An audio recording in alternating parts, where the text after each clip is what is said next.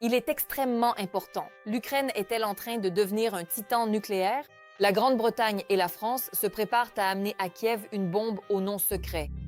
La propagande russe, elle s'arrache les cheveux. Une armée de 10 000 hommes avance en colonne pour soutenir les forces armées ukrainiennes. Poutine est condamné. Boudanov a réussi à accomplir ce qui entrera dans l'histoire. Les Ukrainiens dansent de joie. La Russie se souviendra longtemps de cette vengeance de notre part. Moscou s'est retrouvé à l'épicentre de la catastrophe.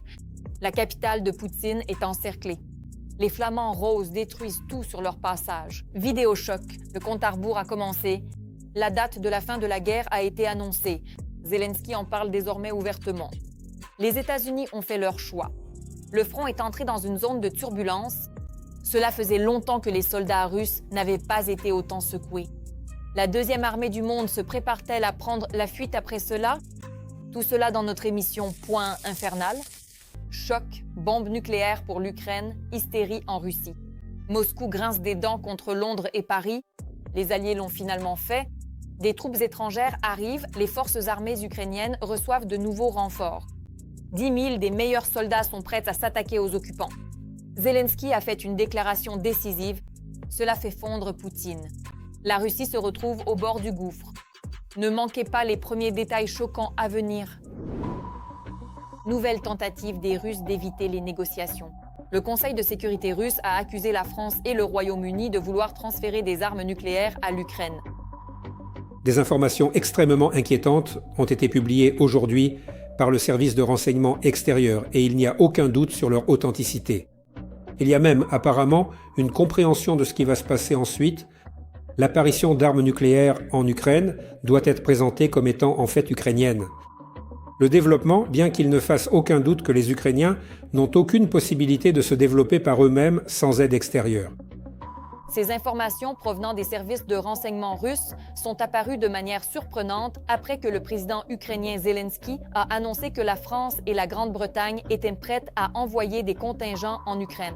Dans notre compréhension, cela signifie jusqu'à 5 000 hommes, c'est une brigade. Dans notre compréhension, c'est ainsi pour aujourd'hui. La Grande-Bretagne et la France, officiellement, lorsque nous avons signé notre déclaration avec tous,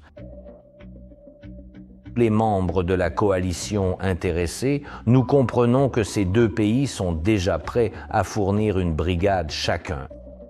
Et il y a aussi des signaux de la part d'autres États qui seraient prêts pour renforcer l'Ukraine, à accroître leur présence également au niveau d'un contingent. Le premier à avoir évoqué la possibilité d'envoyer des troupes en Ukraine, c'est le président français, l'année dernière déjà.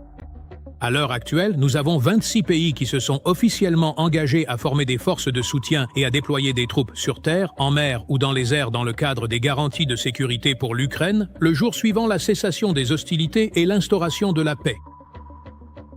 Il y a quelques jours, le ministre britannique de la Défense a confirmé qu'il souhaitait être celui qui enverrait des troupes britanniques en Ukraine, car cela signifierait la fin de la guerre. Nous serons prêts à assurer la paix sur le long terme. Cela exige de nous des investissements et la préparation de nos forces. Keir Starmer a déclaré qu'il était prêt à avoir des troupes britanniques sur le territoire ukrainien. Et j'ai déjà alloué des millions de livres sterling pour préparer un éventuel déploiement des troupes. Mais il y a juste un petit détail.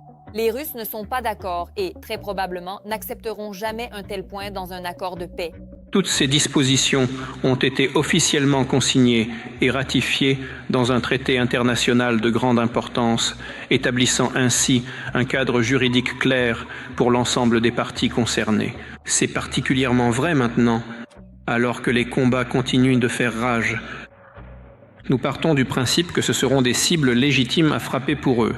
Et si, par ailleurs, des décisions concrètes finissent par être prises qui mèneront enfin à la paix, vers l'établissement d'une paix véritablement solide et durable, alors je ne vois absolument plus aucune raison valable justifiant leur présence prolongée sur le territoire ukrainien. C'est tout. Mais quelle différence cela fait-il pour la Russie? L'Ukraine sera-t-elle un membre à part entière de l'OTAN ou sera-t-elle un pays sur le territoire duquel ils seront déployés?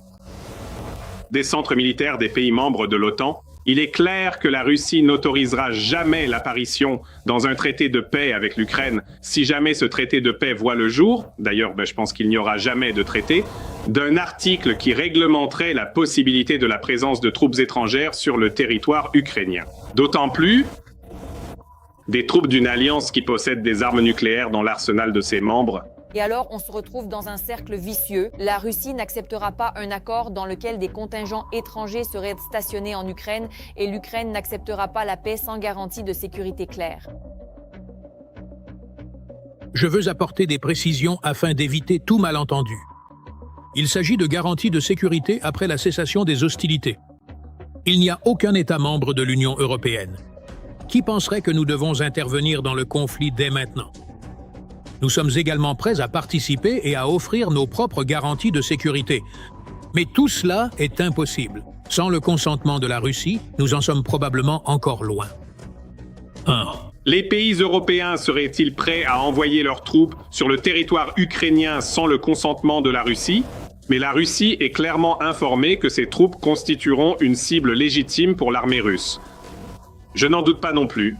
Si les dirigeants du Royaume-Uni, de la France ou d'autres pays qui évoquent la présence de leurs troupes sont prêts à prendre ce risque, ils peuvent tout aussi bien déployer leurs contingents dès aujourd'hui, sans attendre la fin des hostilités.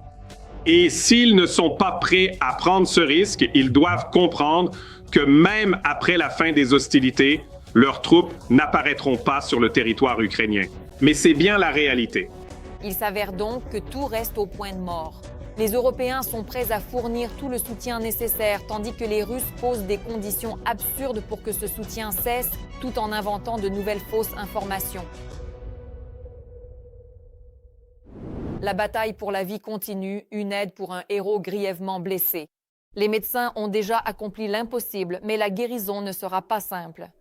Et une série d'opérations complexes. Tous les détails sur la façon d'aider notre défenseur se trouvent dans la description sous la vidéo. Urgent, Boudanov a fait une déclaration sensationnelle, une réponse retentissante à Poutine. Vous devez entendre cela. L'ancien chef du renseignement a frappé du poing sur la table si fort que le Kremlin a été contraint de se taire. Le Donbass n'est désormais plus une monnaie d'échange.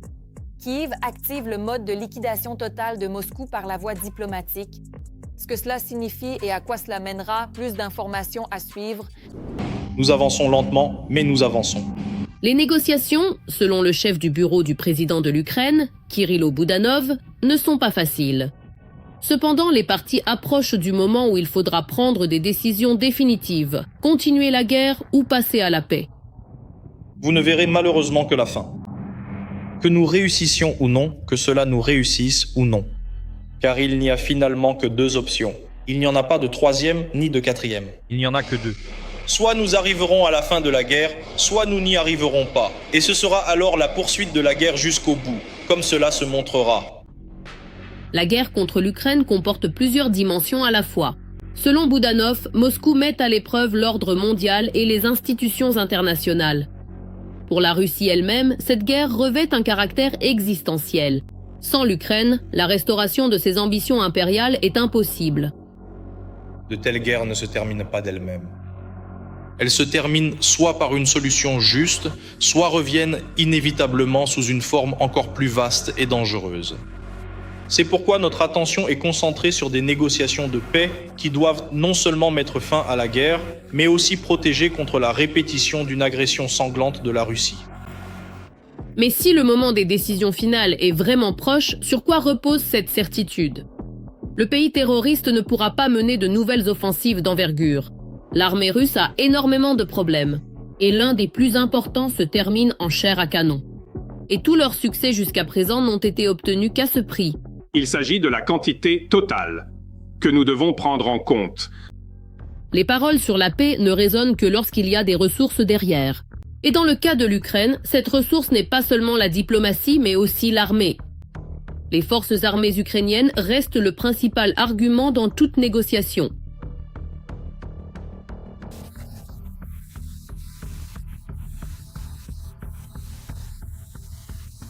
La délégation ukrainienne se prépare déjà pour le prochain cycle de négociations trilatérales, qui, selon Kirilo Boudanov, est prévu pour la fin février. Comme auparavant, la pierre d'achoppement demeure. La question du territoire. Le territoire est la question principale. Tout le reste est secondaire. Et pour eux, et probablement pour tout le monde, il me semble, Ils veulent « rendez-nous le Donbass ». C'est leur position. Poutine n'a pas encore pris de décision politique concernant la fin de la guerre. Et je suis tout à fait d'accord avec le président Zelensky. Seul Poutine peut prendre une telle décision.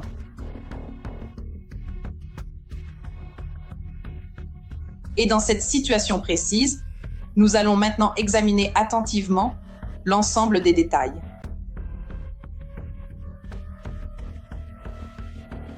Toute cette incertitude, une chose est claire, la carte maîtresse est entre les mains de l'Ukraine. La seule question est de savoir quand elle sera jouée. En ce moment même, des drones ont encerclé Moscou. Des images épiques que les Russes tentent de supprimer à la hâte, la région pétrolière de Poutine vit ces derniers jours. La dévastation est telle qu'elle est visible depuis l'espace. L'Ukraine n'attend plus et entre avec assurance en Russie avec ses atouts. Les flamants roses et bien d'autres sont prêts. Soyez les premiers informés. Des explosions spectaculaires au Tatarstan. Des invités dans la capitale russe.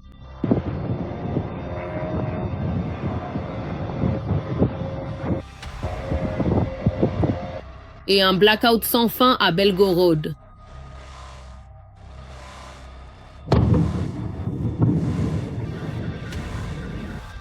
Il semble que les opérations spéciales se déroulent vraiment selon le plan. Intéressant, est-ce vraiment ce que voulait Poutine ?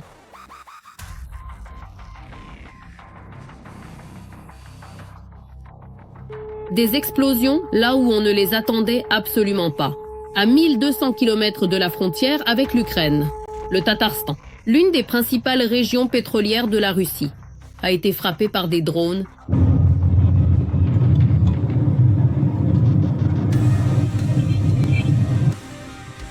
Il s'agit de la station de pompage de pétrole de Kaleykino, l'un des nœuds clés du système de pipeline russe. C'est l'une des principales stations de pompage de pétrole sur le territoire de la Fédération de Russie, qui assure le pompage et le tri des produits pétroliers pour la suite. Le transport par oléoduc, Druzhba, c'est-à-dire que c'est un élément clé de l'oléoduc Druzhba. À Belgorod aussi, il y a une ambiance particulière et il semble qu'elle ne plaise pas beaucoup aux habitants locaux. C'est tout simplement Belgorod.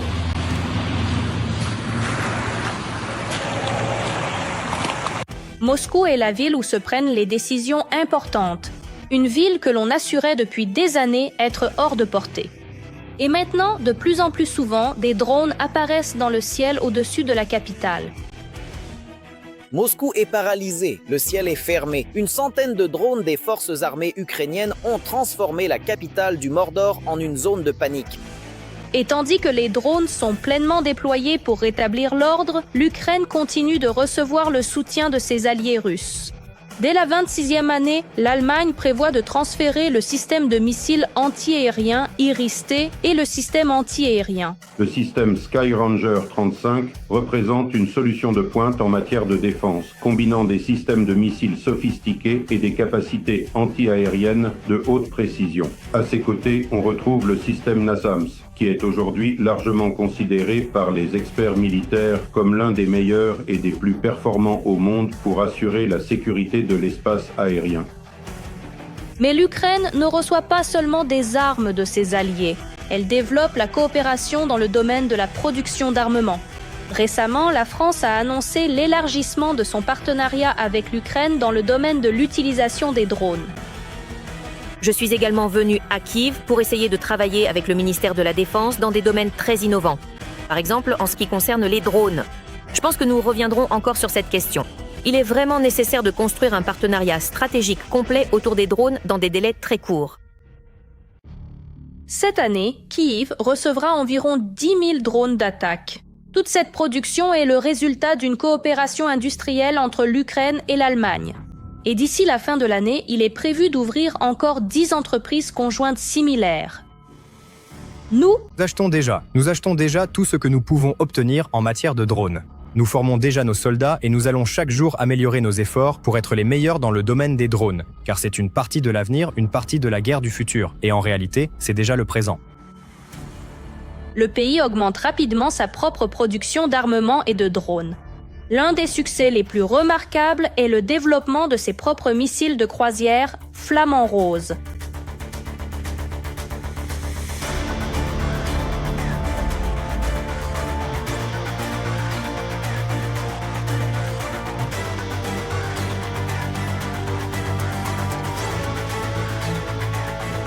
Mais Kyiv ne s'arrête pas là et ouvre déjà des possibilités d'exportation de sa propre production militaire.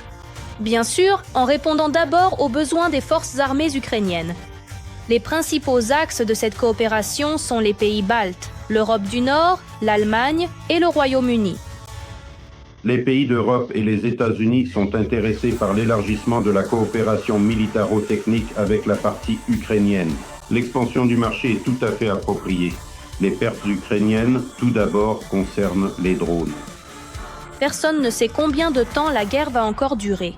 Une seule chose est claire, la Russie de Poutine n'atteindra jamais ses objectifs. Les forces armées ukrainiennes chasseront à coup sûr les invités indésirables de leur terre natale. Le compte à rebours final a été lancé en urgence. Les coulisses politiques bouillonnent. Le 4 juillet, la date de la fin de la guerre. Une déclaration qui a littéralement renversé la table. Zelensky est sorti avec un message qui a brisé le scénario attendu. Le ton ultime de Kiev résonne plus durement que jamais. Le monde se prépare au dénouement. L'histoire est en train de s'écrire en ce moment même.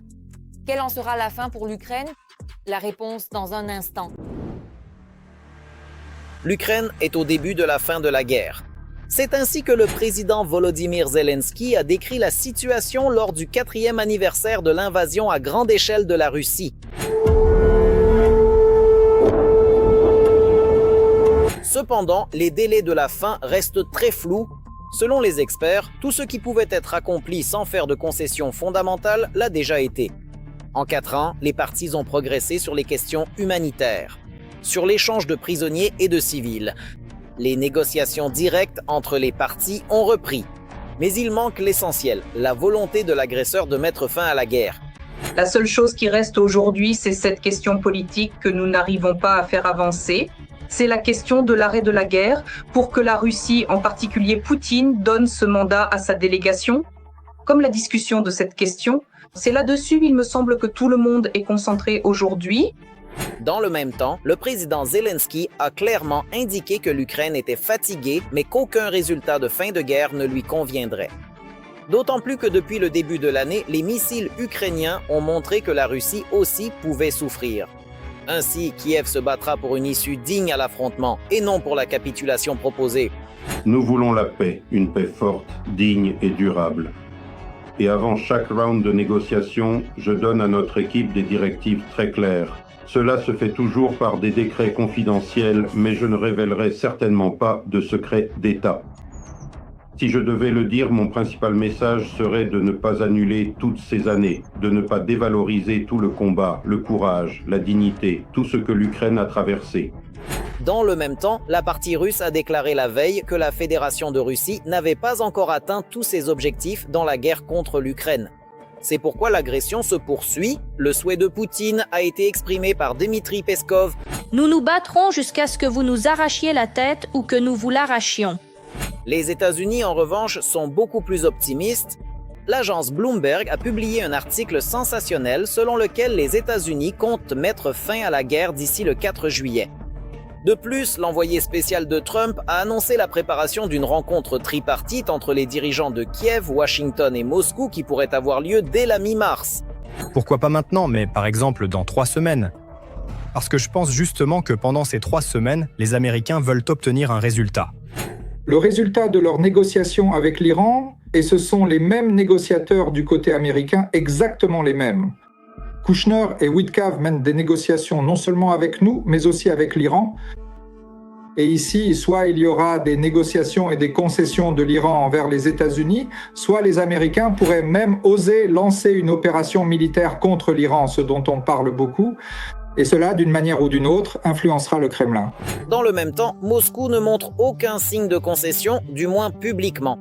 Selon les analystes, la fierté des bunkers est renforcée par de faux rapports d'économistes sur la stabilité et de faux rapports de ses généraux sur les succès dans « Regardez attentivement ce qui se présente juste là, droit devant vous, dans cet espace qui s'ouvre largement à votre regard et qui semble s'étendre paisiblement vers l'horizon lointain que nous pouvons observer ensemble en ce moment précis.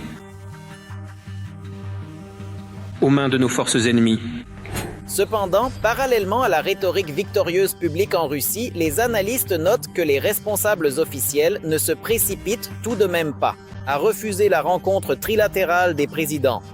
Ainsi, il est probable qu'une telle option soit enfin sérieusement envisagée à Moscou, comme début de négociations constructives en vue de mettre fin à la guerre.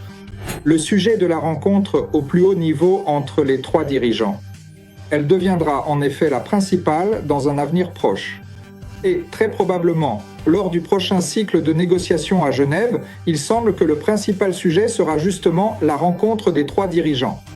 Si la Russie donne son accord alors à Genève, ils commenceront déjà à élaborer des options de compromis qui pourront être soumises à l'approbation des trois dirigeants. L'Europe a également commencé à s'impliquer activement dans les négociations. C'est précisément sur ses épaules que reposera une part importante de ces garanties de sécurité d'après-guerre. En réalité, l'adhésion de l'Ukraine à l'UE dépendra également d'elle. Et c'est seulement après l'établissement des conditions définitives de la paix que le sort futur de tout le continent deviendra clair. La lutte porte sur la manière dont la guerre se terminera et sur la voie vers la paix. Et cette question ne concerne pas seulement l'Ukraine et la Russie, ni uniquement la région européenne et sa sécurité, mais elle est, dans une large mesure, bien plus vaste. Il s'agit de savoir sur quelle base se fera le retour aux mêmes règles, régulations, à un nouvel ordre mondial dont on parle déjà ouvertement aujourd'hui dans différents pays. C'est pourquoi les experts appellent à ne pas attendre de solutions rapides. Cependant, il ne fait aucun doute que la lumière au bout du tunnel est déjà visible. Choc. Les Russes se sont cassés les dents sur Kostiantynivka. C'est un véritable triomphe pour les nôtres. Près de Zaporijjia, les occupants souffrent aussi. Les forces ukrainiennes les bousculent. C'est l'heure de vérité. L'armée russe recule. L'étincelle de la vengeance est allumée. Ensuite, un incendie d'une ampleur qui réduira tout en cendres. Des dizaines de généraux étrangers du côté des nôtres observeront cela en direct. Vous ne pouvez pas manquer ça. Et vous ? Les occupants tentent d'acheminer des chars ainsi que du matériel logistique, plus près de Konstantinivka. Cependant, les défenseurs ukrainiens ne laissent pas leur plan devenir réalité. En ce moment, le groupe de Voltych-Bandiarov et d'autres groupes de nos opérateurs de systèmes sans pilote ont été redéployés dans cette direction. Ils ont formé un petit point, stoppant la tentative de l'ennemi d'avancer sur Konstantinivka. Voici ces petits groupes tactiques, c'est leur tactique, ce qu'ils considèrent comme une stratégie qui pourrait être efficace pour eux. Là-bas, ils se déguisent en différents habitants locaux, marchent en sabots, portent leurs vestes matelassées, mais cela ne les aide pas à infiltrer notre territoire. L'avancée des occupants dans la région de Sloviansk a été enregistrée. Des points de localisation probables des occupants à la ville, il n'y a que... Pour être tout à fait précis, le montant total que nous avons calculé s'élève exactement au chiffre 15. Cette distance totale représente un parcours s'étendant sur de très nombreux kilomètres, ce qui constitue un trajet particulièrement long et impressionnant à effectuer pour n'importe quel voyageur aujourd'hui. Les services de renseignement ukrainiens continuent de stopper les occupants en direction de Zaporijjia. L'opération est visible sur les images. Située au cœur des vastes steppes du Kazakhstan, la localité connue sous le nom de ville de Stepnogorsk se dresse comme un centre urbain important de la région d'Akmola, offrant un paysage unique et une histoire fascinante pour tous ceux qui prennent le temps de la découvrir aujourd'hui. Nous avons fourni les forces et les moyens nécessaires, ce que nous avons fait. Et finalement, cette fois-ci, la météo était de notre côté. Nous avons trouvé une faille dans la défense ennemie et sommes passés à la contre-offensive, avons repris une très grande partie du territoire, nous nous sommes consolidés et continuons à mener des combats actifs contre l'ennemi. Nous sommes maintenant passés à une défense active et continuons à travailler. Le ministère de la Défense du Royaume-Uni a déclaré que le pays allait créer un poste de commandement de coalition pour ceux qui souhaitent coordonner et soutenir l'Ukraine. Il est rapporté qu'une 60aine de militaires participent déjà au travail du centre. C'est tout pour moi pour l'instant. C'était moi, Darina Houtscalo. Encore plus de nouvelles brûlantes dans notre prochaine édition.